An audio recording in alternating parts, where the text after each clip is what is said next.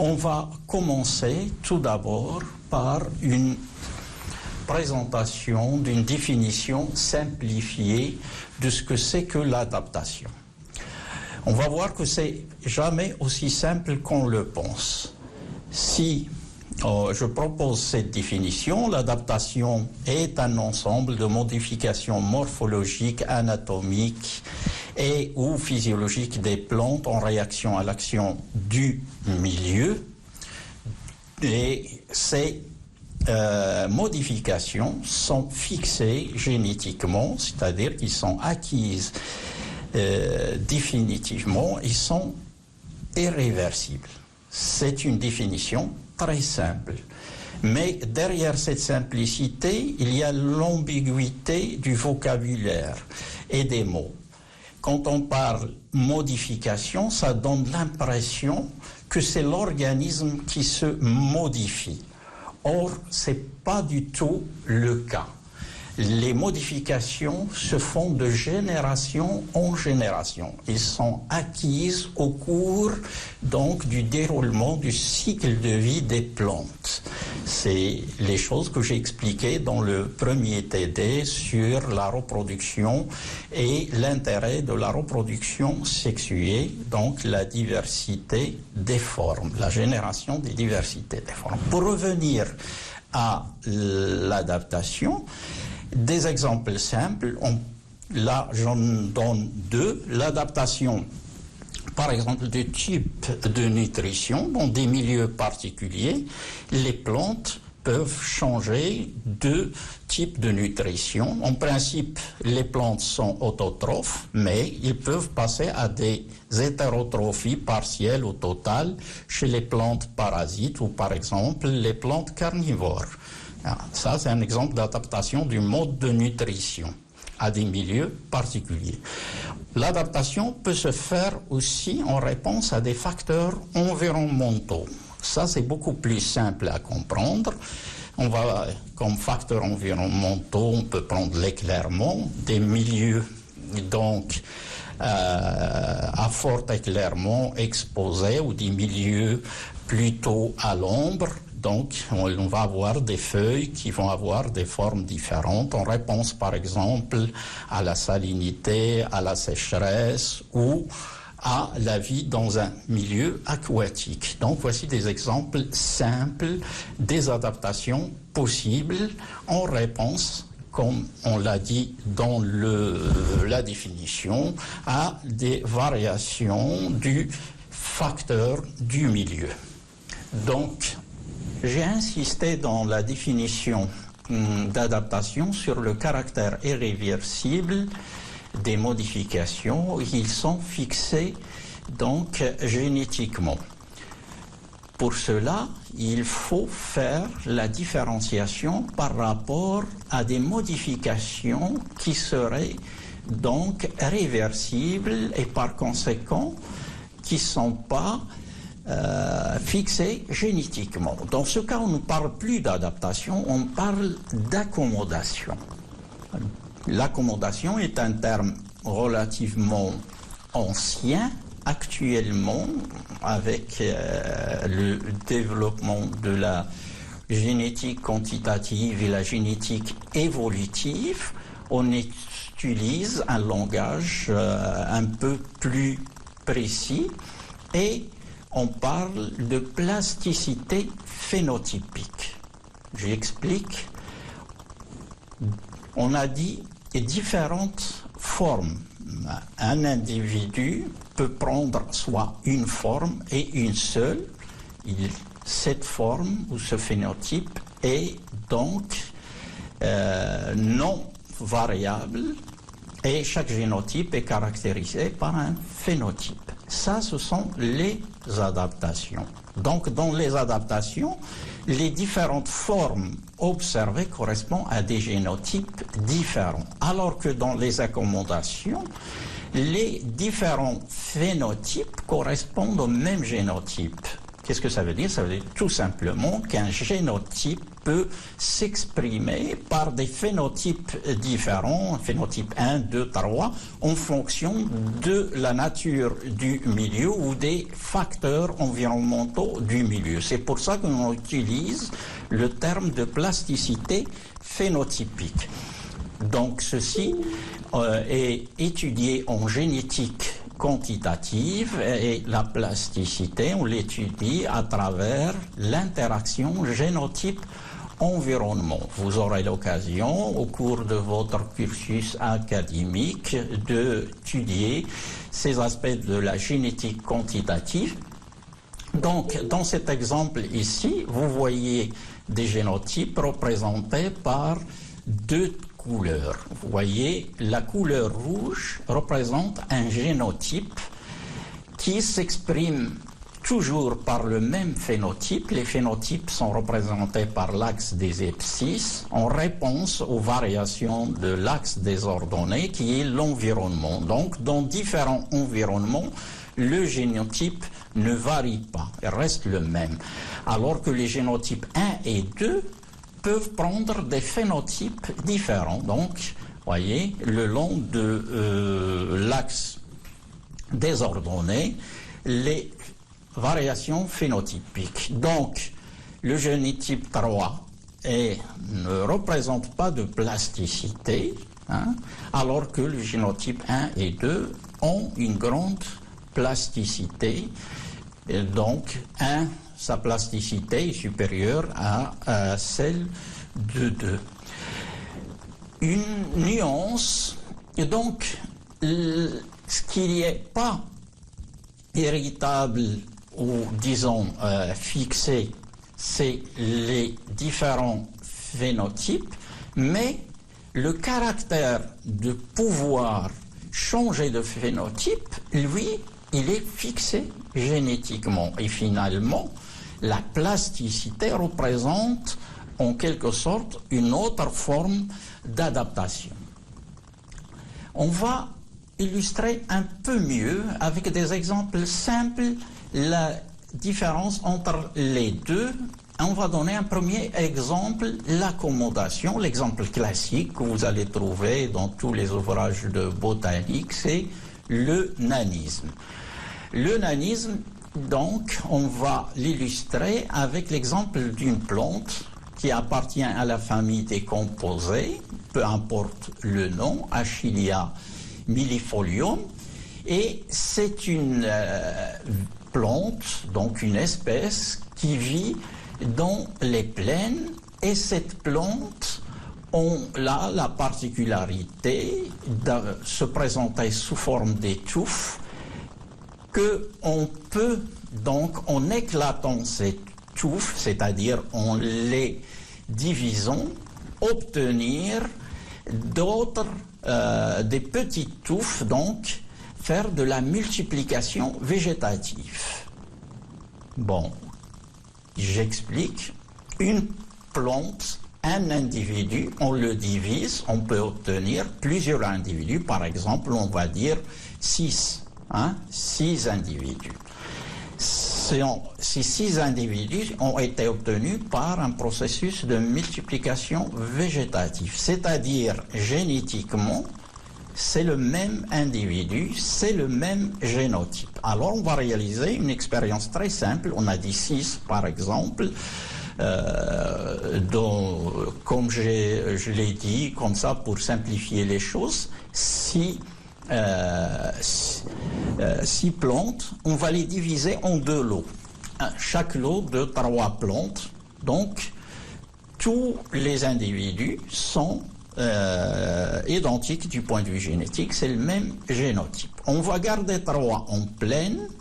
Donc, ils vont servir de témoins. Ils poussent dans les mêmes conditions que la plante ou mère d'origine. Puis, on va transporter les 3 autres en altitude, en montagne. Et on va observer, après développement, la morphologie des 2 types. Alors, on va constater dans cette expérience qu'ils ne vont pas se ressembler du tout. bon, il va y avoir quelque chose de très clair, bien visible, à travers la taille. Les plantes, donc témoins, qui sont restés sur les plaines, ont gardé une taille identique à la plante mère. Ils sont de grande taille. Alors que les plantes qu'on a transplantées en montagne ont alors des tailles beaucoup plus petites. Donc, et c'est pour ça qu'on va parler de nanisme.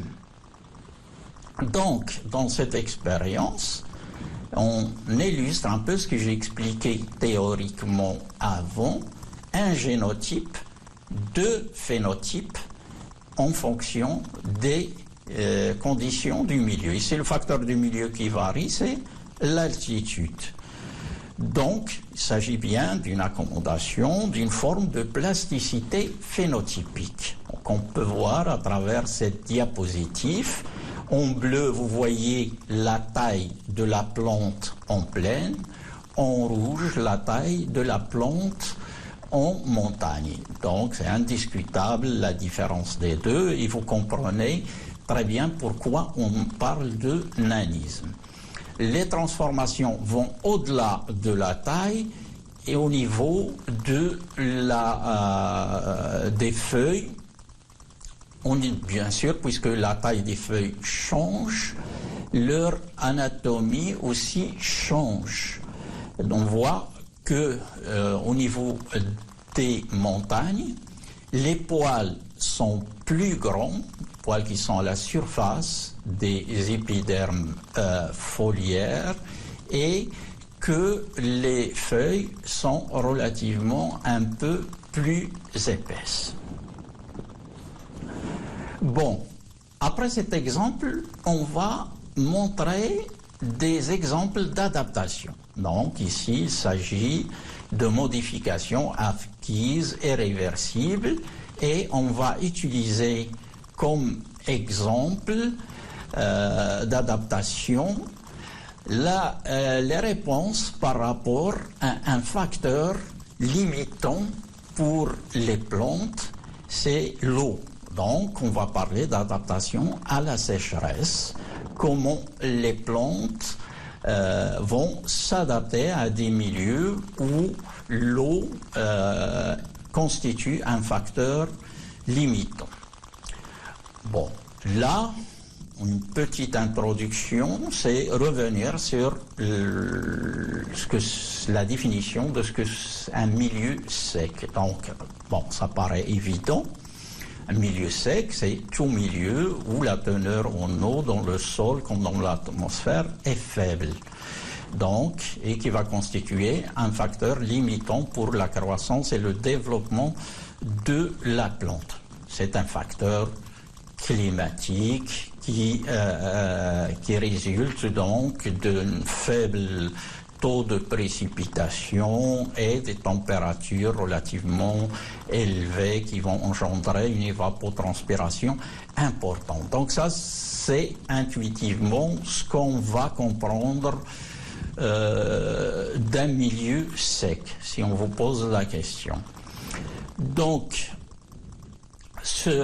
la sécheresse peut prendre d'autres formes que la sécheresse climatique, telle que je viens de l'expliquer. C'est le cas, par exemple, dans des milieux particuliers, par exemple en altitude, sur les crêtes ou dans les habitats sur le littoral, où il y a des vents très forts, ils vont engendrer donc une autre forme de sécheresse parce qu'il va y avoir, avec l'effet des vents, une évapotranspiration importante qui va engendrer une autre forme de sécheresse. Bon, les physiologistes, eux, assimilent parfois les milieux salés comme des milieux où on peut parler d'une autre forme de sécheresse. On va parler de sécheresse physiologique. Bon, dans les développements que je vais faire par la suite, je vais me concentrer sur la présentation des adaptations par rapport à une sécheresse climatique, c'est-à-dire les milieux arides. Donc, dans les adaptations qui permettent aux plantes de vivre sur les milieux arides, on va trouver qu'il n'y a pas un seul mode d'adaptation, il n'y a pas un seul type de réponse chez les plantes. On peut utiliser aussi le terme de stratégie adaptative des plantes, mais qu'il y en a plusieurs. Je vais ici simplifier, les résumer en 3. La première stratégie est une stratégie qu'on peut qualifier de stratégie d'évitement.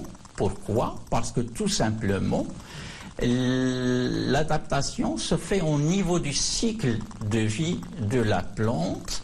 Et là, je vous demande de revenir à ce qu'on a vu dans le chapitre 1 du cours sur les types biologiques. Dans les types biologiques, on a vu qu'il y a un type caractérisé par une durée courte du cycle de vie. Ce sont les plantes annuelles ou les thérophytes. Ça, c'est une stratégie.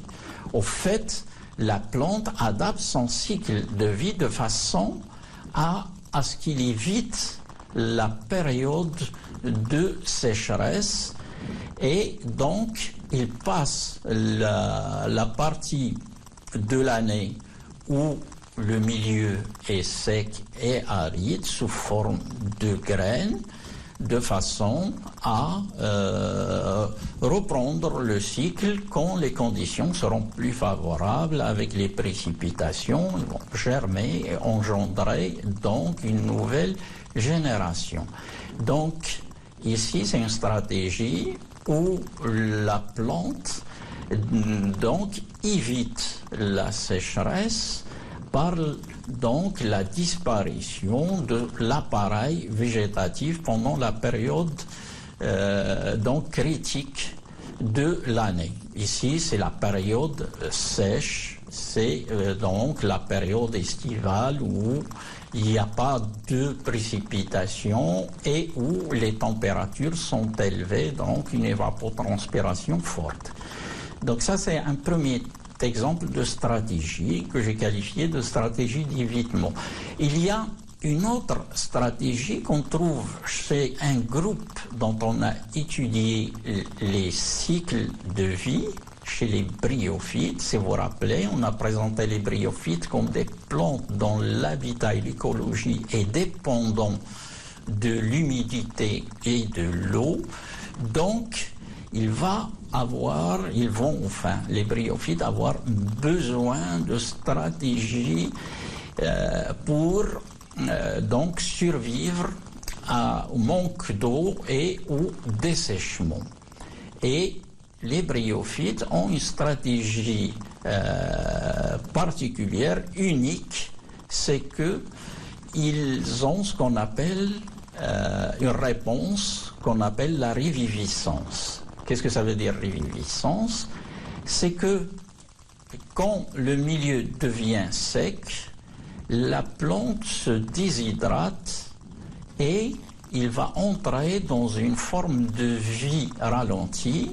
En apparence, il apparaît morte, mais en réalité, il est seulement en forme de vie ralentie avec un métabolisme donc minimal.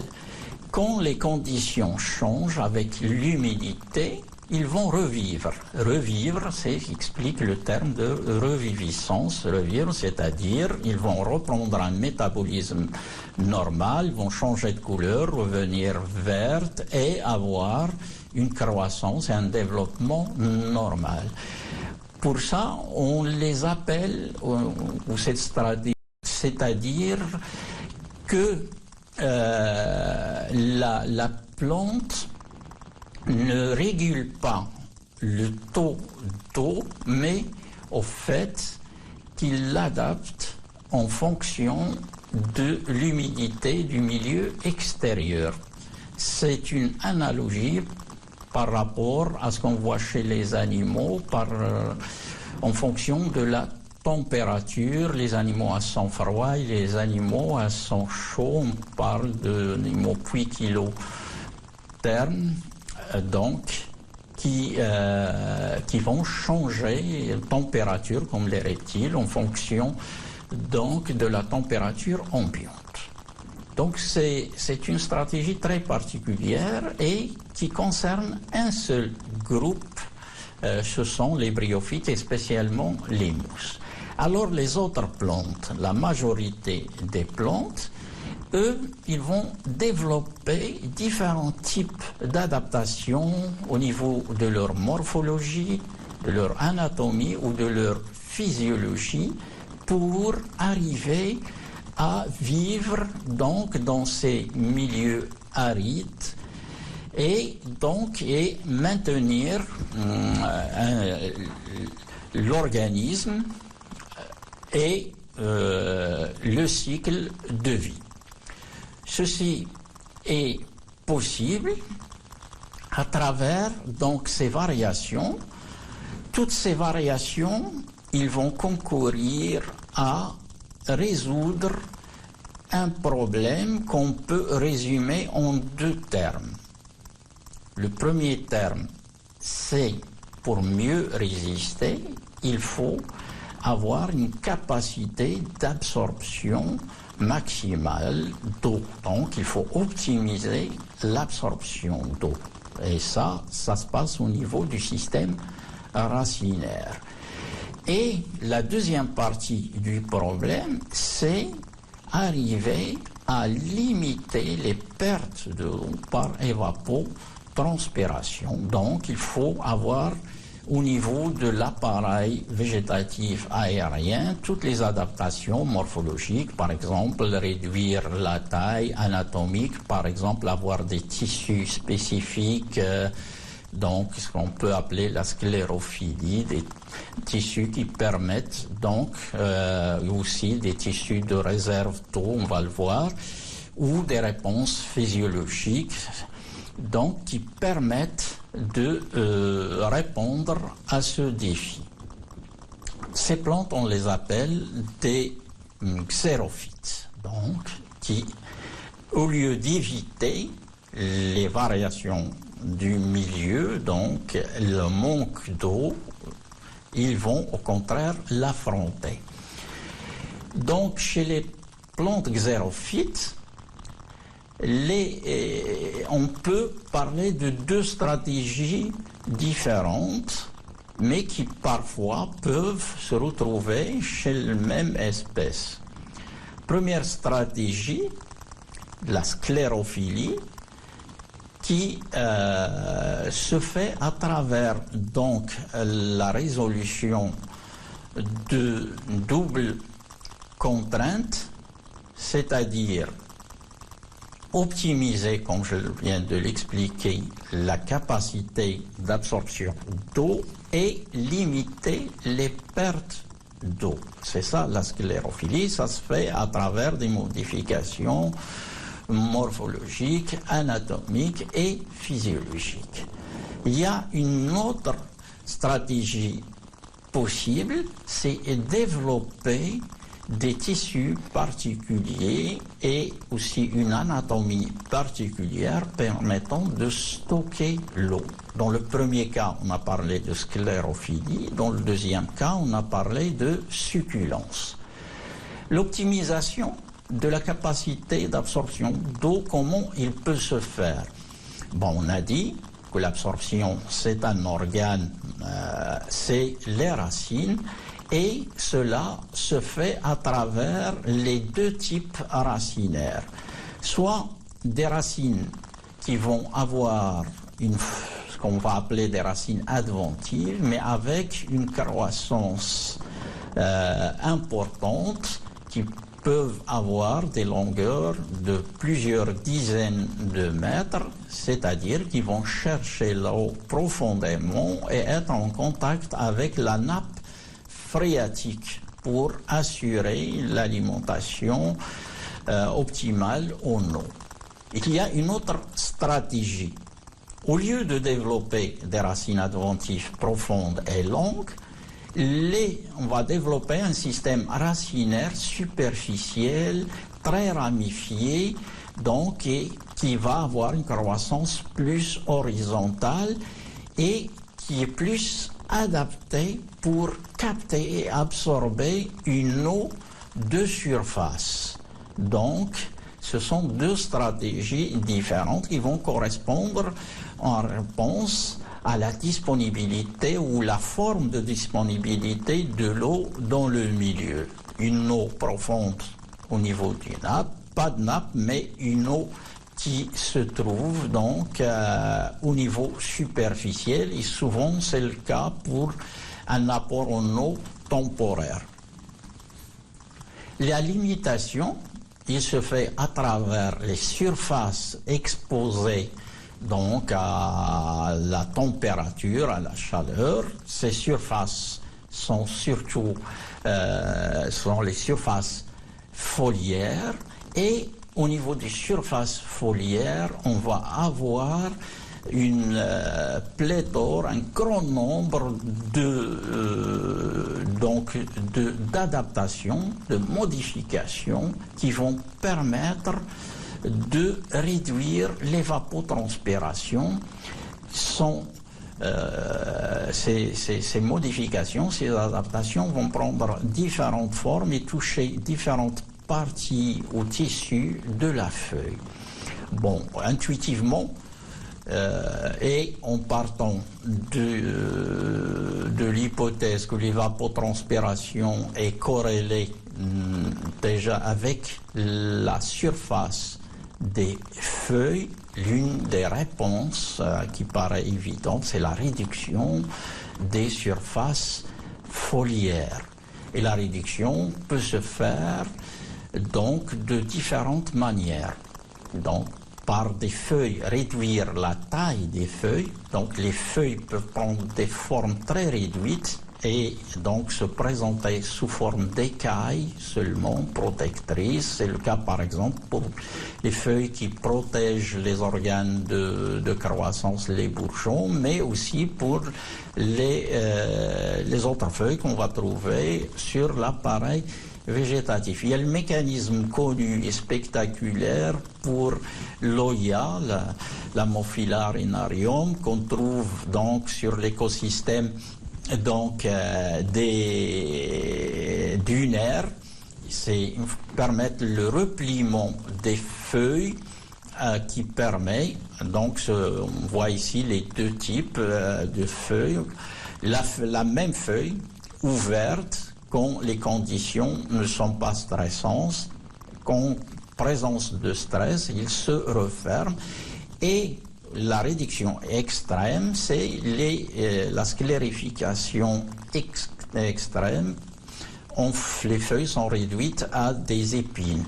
On peut avoir aussi la protection des stomates, qui sont les organes responsables donc de la transpiration.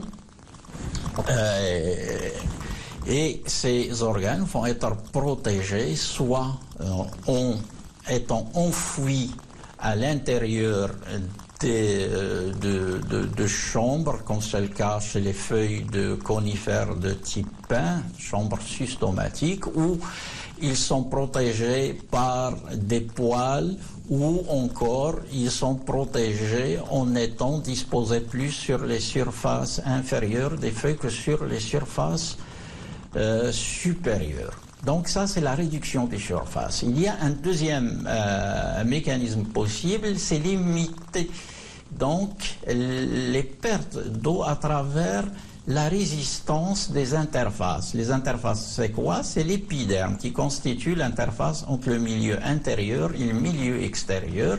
Et cette résistance peut se faire de deux façons. Tout d'abord par une cuticule plus épiderme doublé d'un hypoderme, comme par exemple chez les conifères, ou encore avoir directement sous l'épiderme des tissus sclérifiés au lieu d'avoir un parenchyme.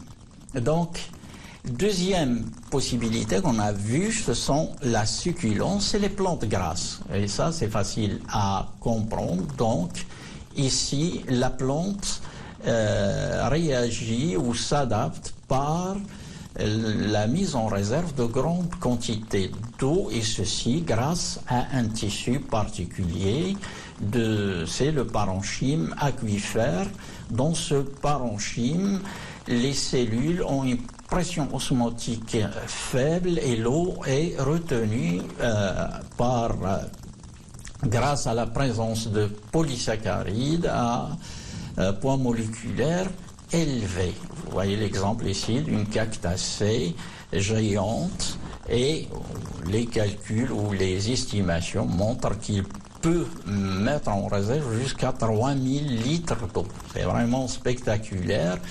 Vous pouvez voir d'autres exemples que vous connaissez, sont les cactacées ou les euphorbiacées. Ici, je vous montre des exemples d'euphorbiacées, des euphorbes cactiformes, donc caractéristiques de la flore macaronésienne marocaine.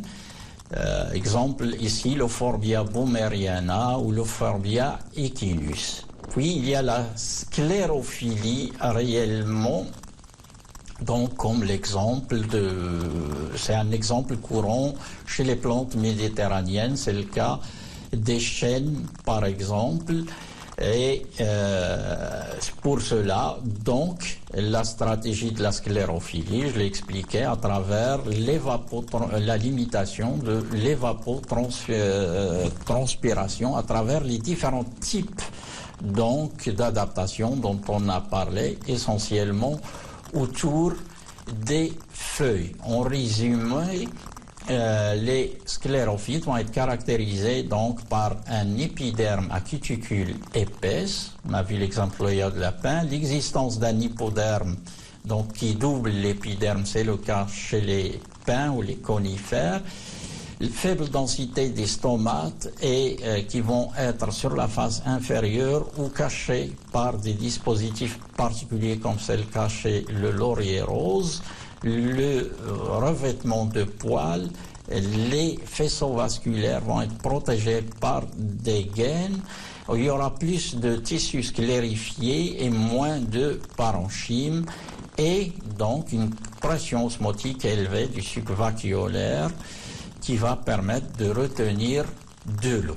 Voilà donc ici en résumé sur des coupes anatomiques. Vous voyez ici une coupe anatomique au niveau d'une aiguille de pin. Vous voyez donc ici l'hypoderme, l'épiderme et le stomate ici qui n'est pas à la surface, qui est enfoui dans une cavité sous-stomatique. Vous voyez ici une coupe du laurier rose. Et vous voyez que les stomates sont disposés sur la face inférieure dans des cryptes et protégés dans des cavités, protégés par des poils. Et là, l'exemple que j'ai déjà expliqué de l'oïa qui peut changer de forme, donc ouverte à fermée, en fonction de l'humidité du milieu extérieur. Donc, avec ça, j'ai terminé d'une manière rapide l'exemple d'adaptation au milieu sec. Ouais. Et là, vous avez donc un résumé de ce que j'ai expliqué comme mécanisme aux réponses possibles.